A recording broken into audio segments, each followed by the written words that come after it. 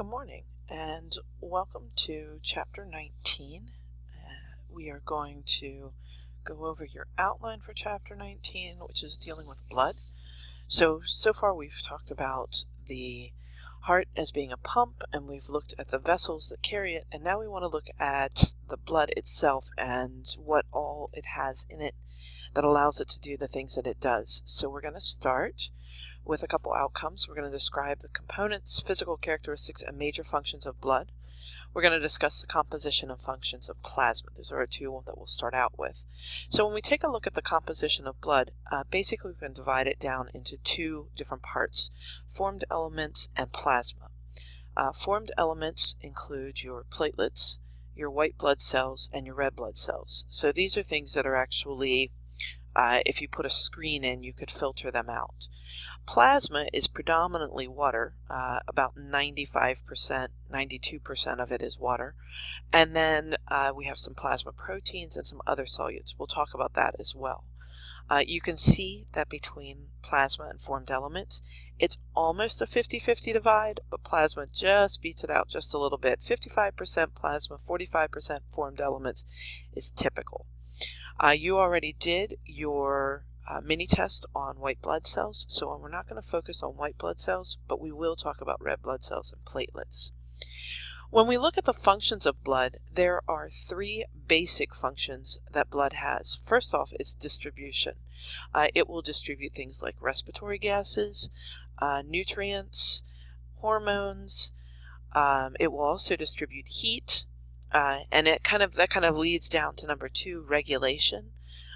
It will help to maintain acid-base balance. It will help to maintain fluid electrolyte balance, and it will help regulate body temperature because it will distribute heat away from the core when you're hot to the surface where it can cool off, or it will keep heat in at your core when you're cold.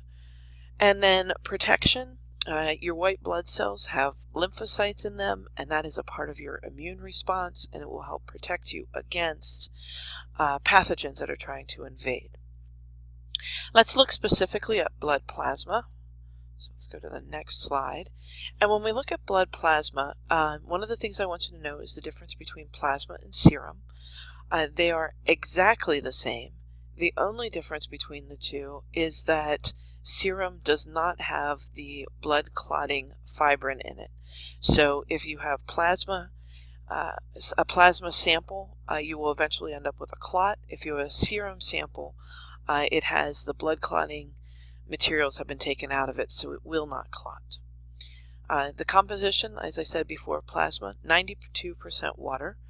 So everything is dissolved in. Remember, blood is considered to be a fluid connective tissue, and so we need to have something to be able to move all of the things that are floating around in it.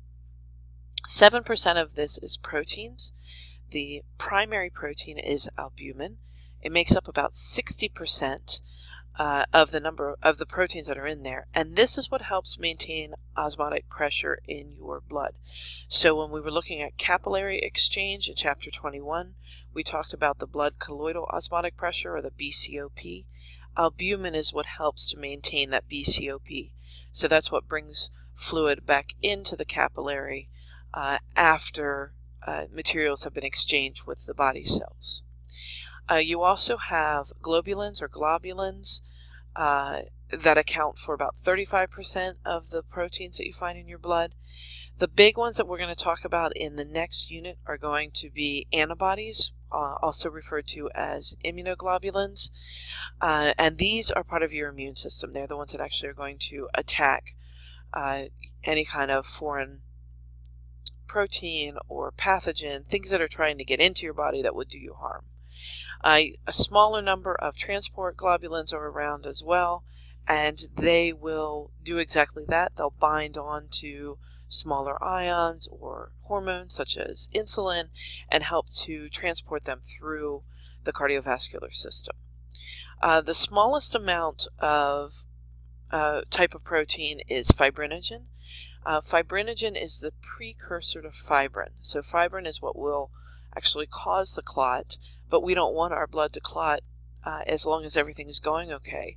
So we don't have it in our blood as fibrin. It's circulating around as fibrinogen, and it has to be activated to actually form the clot. About 1% of what's remaining dissolved in there are going to be things like electrolytes, your sodium and potassium and calcium ions. You'll also have organic nutrients and organic wastes, so that will be carried around in the plasma too. We want to focus on red blood cells. We'll actually spend a lot of our time talking about that. We're going to describe the structure and function and production of these erythrocytes, or red blood cells, and we'll discuss the structure and function of hemoglobin as well as its breakdown products. So when we look at these formed elements, we're going to talk about the red blood cell, and here you go, there's a red blood cell to take a look at. I'll let you look at the normal values. You don't have to have them memorized, but it just kind of amazes me how much we have as far as red blood cells, and just constantly being produced. As far as their shape, they're referred to as a biconcave disc, which means they're dented in on both sides. So it kind of reminds me of one of those icebreaker mints where the center of it doesn't have, it's filled in. So it's kind of like a lifesaver that's been filled in. The reason why it has that shape is so it can flex and bend as it moves its way through the capillary beds. As far as internal structures, there aren't any internal structures that you would expect in a typical cell. So you'll notice when you look at this one, what you see is kind of what you get. There's no nucleus. There's really, by the time it's matured, there's very few Golgi bodies. It's basically cytoskeleton and hemoglobin. About 95% of the intracellular proteins are hemoglobin. This is just to show you, I think this is kind of amazing. Here's to show you these red blood cells in a capillary bed. And if you open up the PowerPoint on Blackboard and click on this little video clip that you see right here, it'll actually take you to a YouTube video that will show you the red blood cells moving through the capillary bed. So this is hemoglobin. About 95% of the proteins inside the red blood cell are made up of hemoglobin. Hemoglobin has a primary function, and that is to carry oxygen. And I gave you an MP3 recording to look at to really get the details of hemoglobin, so I'm not going to spend a lot of time on this. I want you to go and listen to that, and then if you have any questions, make sure you ask me. But basically, when we take a look at hemoglobin, you'll notice that it's made up of 4 globular polypeptide chains. Those are these purple and blue ribbons that we see here. And then in the center of each chain, you have a heme molecule. That's this little disc that you see right here. And then in the center of that disc, you see the red ball. That is your iron ion. And each iron ion can bind with an oxygen molecule. So every hemoglobin molecule, because it has 4 heme structures in it, can carry up to 4 oxygens. Okay.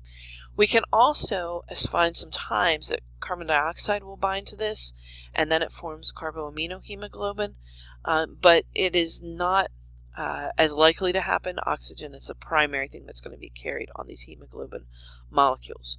Like I said before, I know that you're going to want to take a look at this. Make sure that you spend some time listening to that MP3 recording on Mastering AMP. In order to form a red blood cell, we start out with a stem cell called a hemocytoblast. And the hemocytoblast is going to become a myeloid stem cell in the presence of this hormone, this multi-CSF hormone. And then what happens to this myeloid stem cell, because you can see there's a couple different paths that it can make, depends on what other chemicals are affecting it. So if erythropoietin, or EPO, is available, it's going to convert this myeloid stem cell into a proerythroblast. So the proerythroblast that you see here is the initial structure that you're going to find at the beginning of red blood cell formation. And the proerythroblast is going to go through a series of stages that are called the erythroblast stages, and this is as it's growing and maturing. At the end of the erythroblast stage, it actually ejects the nucleus, and now I have a reticulocyte. The reticulocyte is everything that a red blood cell has except the shape, and it actually enters the bloodstream as a reticulocyte and then floats around in the bloodstream for just a bit until it becomes a red blood cell. So we looked at this hormone control, question number 5 here, regulations and requirements for erythropoiesis. We have a couple hormone controls that we need to look at. We need the stimulus, and is if there are low red blood cells or low oxygen concentrations. And if that happens, if we have either of those things happen, that will cause the kidneys to release EPO. And then you can see this EPO is critical here because that's what converts this myeloid stem cell into a proerythroblast and allows us to form that red blood cell. The fate and destruction of red blood cells. Just briefly, we'll take a look at this. Red blood cells are going to be damaged over time. They're constantly traveling, and they will eventually end up in the spleen. And the spleen is what it basically acts as a big filter, and it will break down the red blood cell and allow the heme that has been broken down to be broken down even further into iron and bilirubin. And bilirubin is a waste product that turns your bile in your gallbladder nice and green. And the globulin part of this is broken down into its amino acids and can be reused.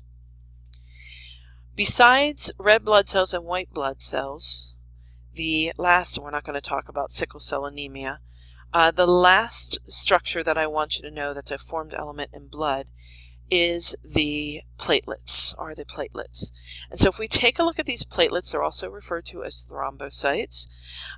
There you have about 350,000 platelets per millimeter cubed of blood. In other words, you have a lot of platelets. About a third of your total volume of platelets is stored in your spleen and are released when you're having problems. The platelets are found as far as their formation. So here we have this, going back to this chart, here's this myeloid stem cell again. And if no hormones affect it, so EPO doesn't affect it or this GM-CSF doesn't affect it, then this myeloid stem cell just grows and grows and grows and becomes a megakaryocyte. This megakaryocyte then will shed little packets of cytoplasm, and that's what you're seeing down here. So a platelet is not a cell. It is, all it is a packet of cytoplasmic material. So it has cell membrane and fluid in it, but it does not have cell organelles, it doesn't have a nucleus, it can't survive on its own for long.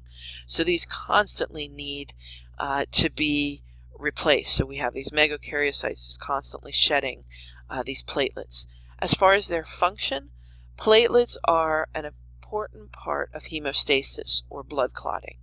And I'm going to record a second lecture talking specifically about hemostasis, so make sure that you listen to that one as well. All right, I hope you found this interesting. Please be sure to contact me if you have questions as you were going through this lecture. Thanks.